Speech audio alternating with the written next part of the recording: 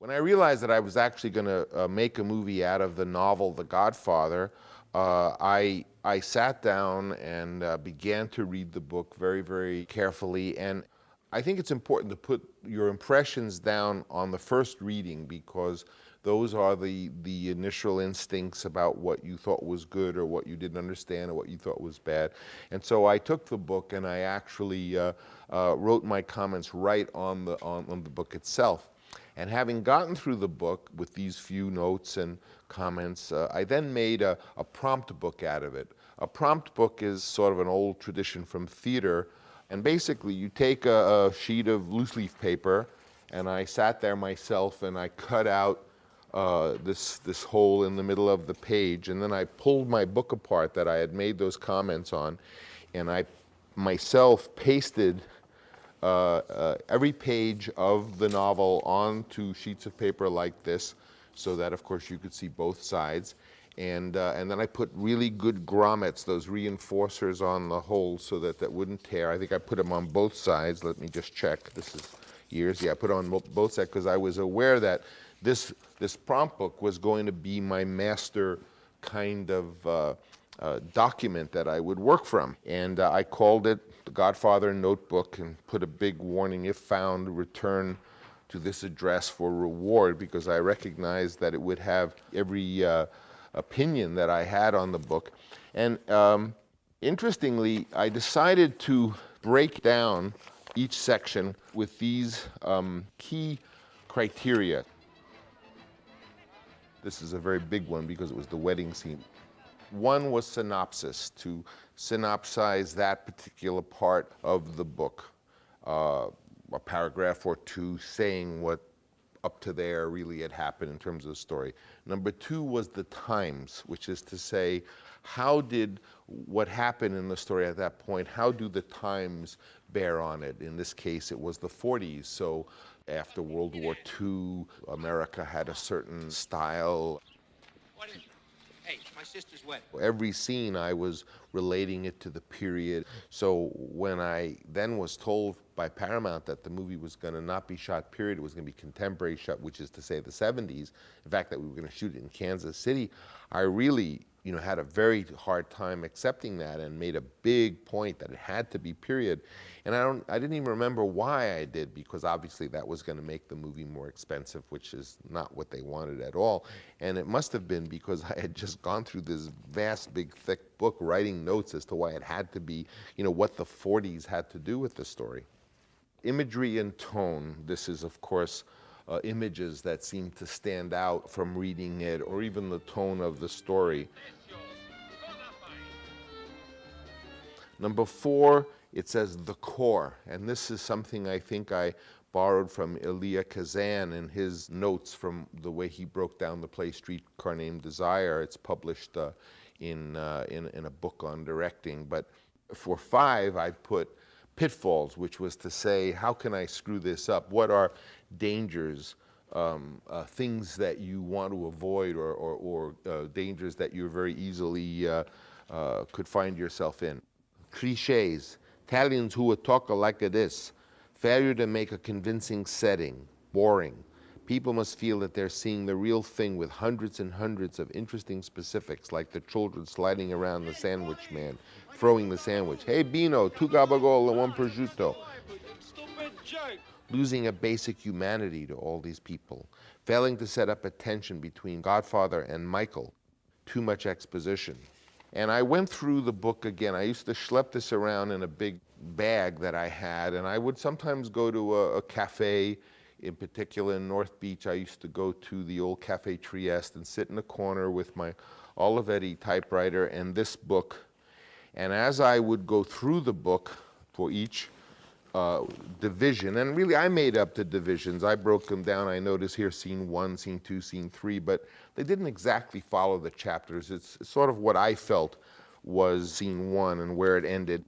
What was interesting is that by doing that, after I had gotten through the whole book, I was able not only to have those first few notes that I had written in the book, but I had the big wide margins that the prompt book pages gave me, so I could in great detail chart what I thought was happening. This document was a kind of multi-layered roadmap for me to direct the film. And I remember when I did direct the film, although there was a script, obviously, I tended to take this around and work on The Godfather.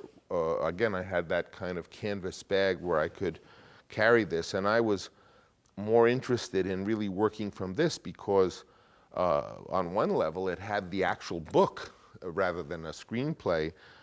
Which would have left so much out. And so I was able to review not only Mario Puzo's original text, but all my first notation as to what little signs as to what was important to me or what I felt was really going on in the book.